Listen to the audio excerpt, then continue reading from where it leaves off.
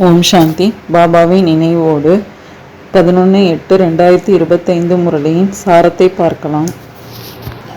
பாபா முதல் கேள்வி என்ன கேட்குறாங்கன்னா, எந்த மந்திரத்தை நினைவில் வைப்பதன் மூலம் பாவ கர்மங்களிலிருந்து நீங்கள் தப்பிக்க முடியும்னு கேட்குறாங்க. அதுக்கான பதில், தந்தை மந்திரத்தை கொடுக்கின்றார், கெட்டதை பார்க்காதே கேட்காதே, இந்த மந்திரத்தையே நினைவில் வைக்கணுங்கிறாங்க பாபா. நீங்கள் உங்கள் கர்மேந்திரியங்களால் எந்த பாவமும் செய்யக்கூடாது. கலியுகத்தில் அனைவர் மூலமும் பாவ கர்மங்கள் தான் ஏற்படுகின்றன. ஆகையினால் தூய்மை என்ற குணத்தை தாரணை செய்யுங்கள் என்ற யுக்தியை பாபா சொல்றாங்க. அதுவே முதன்மையான குணமாக இருக்குதுன்னு பாபா சொல்லியிருக்காங்க. நெக்ஸ்ட், தந்தையால் கொடுக்கப்பட்ட உதாரணங்களை மீண்டும் எங்கே உபயோகிப்பார்கள்னு பாபா கேட்குறாங்க. அதுக்கான பதில் பாபா சொல்றாங்க, தன்னைத்தானே சோதித்து கொள்ளணும். நாரதரின் உதாரணமும் இருக்குது. இந்த உதாரணங்களை ஞானக்கடலான தந்தை தான் கொடுத்திருக்கிறாரு. சந்நியாசிகள் கொடுக்கும் உதாரணங்கள் அனைத்தும் தந்தையால் கொடுக்கப்பட்டவை ஆகும்.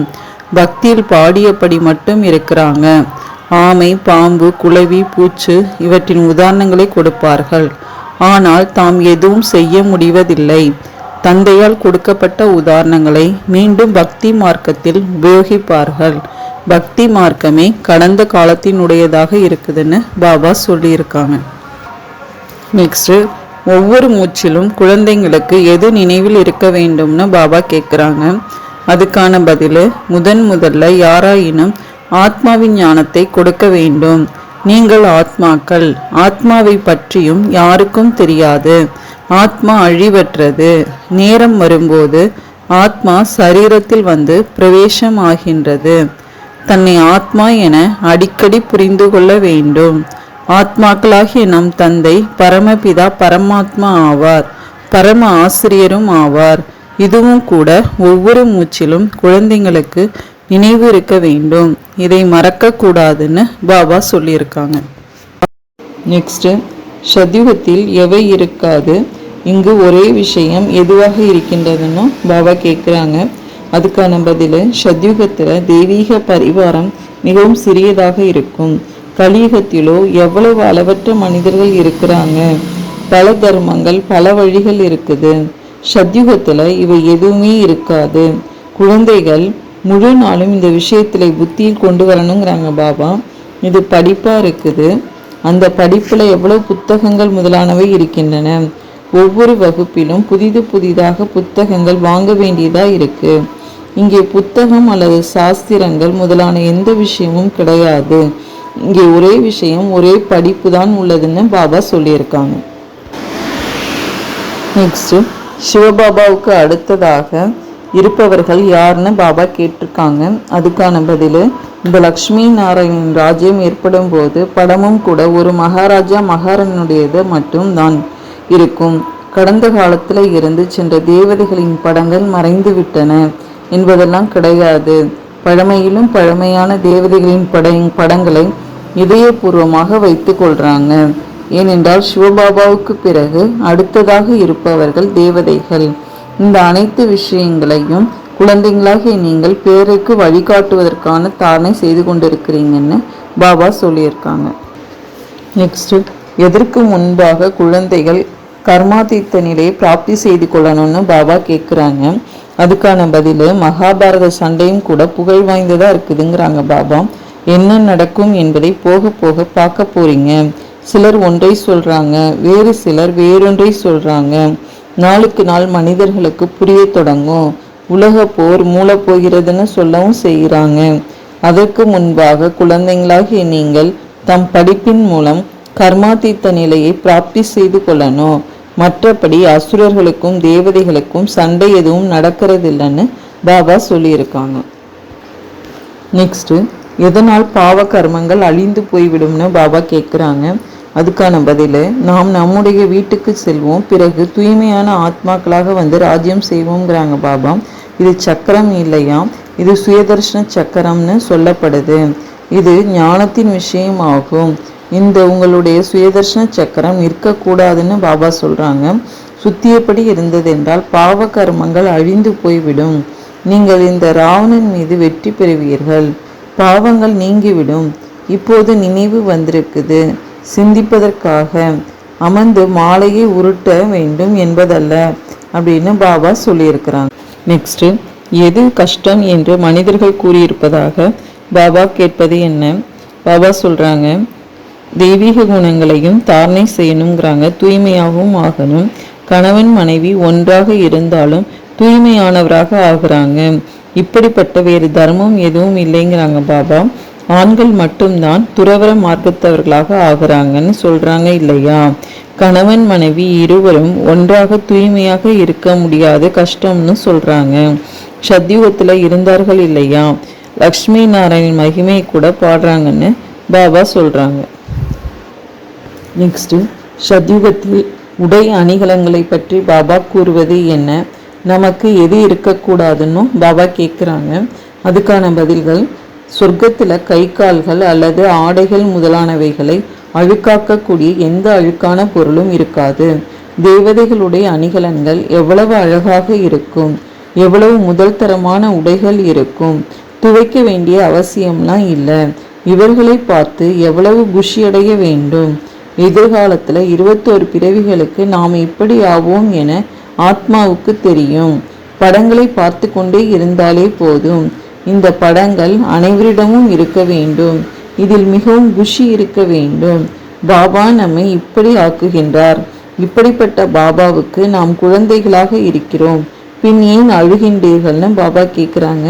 நமக்கு எந்த கவலையும் இருக்கக்கூடாதுன்னு பாபா சொல்லி புரிய வைக்கிறாங்க. நெக்ஸ்ட்டு, புதிதானவர்களை உருவாக்கியபடி மனிதர்கள் இருக்கிறாங்கன்னு பாபா கேட்பது என்ன? பாபா சொல்கிறாங்க, தேவதைகளின் கோவில்களில் சென்று மகிமை பாடுறாங்க. அனைத்து குணங்களும் நிரம்பியவர், அச்சுதம், கேசவம், எவ்வளவு பெயர்களை சொல்லியபடி செல்றாங்க. இவை அனைத்தும் சாஸ்திரங்களில் எழுதப்பட்டிருக்கு. அதை நினைவு செய்கிறாங்க. சாஸ்திரங்களை எழுதியவர் யார்? வியாசர் அல்லது யாராவது புதிதானவர்களும் உருவாக்கியபடி இருக்கிறாங்க. கிரந்தம் முன்னர் கையால் எழுதப்பட்டு மிகவும் சிறியதாக இருந்தது. இப்போது எவ்வளவு பெரியதாக ஆக்கிவிட்டனர். கண்டிப்பாக மேலும் விஷயங்களை சேர்த்திருப்பாங்கன்னு பாபா சொல்றாங்க. நெக்ஸ்ட், யார் கூட இப்பொழுது தமோ பிரதான நிலையில் இருக்கின்றார் என்று பாபா கூறுவது என்ன? பாபா சொல்றாங்க, இப்போது குருநானக் கிறிஸ்துவும் கூட தர்மத்தை ஸ்தாபனை செய்வதற்காக மட்டும்தான் வர்றாங்க. அனைவரும் வந்துவிடும் பொழுது திரும்பி செல்லுவோம். வீட்டிற்கு அனுப்புவோர் யார்? கிறிஸ்துவா அல்லங்கிறாங்க பாபா. அவரோ வேறு எந்த பெயர் உருவத்திலோ தமோ பிரதான நிலையில இருக்கிறாரு. சதோ ரஜோ தமோவில் வருகின்றனர் இல்லையா? இந்த சமயத்துல அனைவருமே தமோ பிரதானமாக இருக்கிறாங்க. அனைவருடையதும் மிகவும் சேதமடைந்து, அதாவது கரைப்படிந்த நிலையாக இருக்குது. மறுபிறவிகள் எடுத்து அனைத்து தர்மத்தவர்களுமே தமோ பிரதானமாக ஆகிவிட்டாங்கன்னு பாபா சொல்லியிருக்காங்க. நெக்ஸ்ட், நாம் எப்படிப்பட்ட சுயதர்சன சக்கரதாரிகள் ஆவோம்னு பாபா கேட்குறாங்க. அதுக்கான பதில், நீங்கள் பேசக்கூடிய நடக்கக்கூடிய சுயதர்சன சக்கரதாரிகள் ஆவிகள்னு சொல்றாங்க பாபா.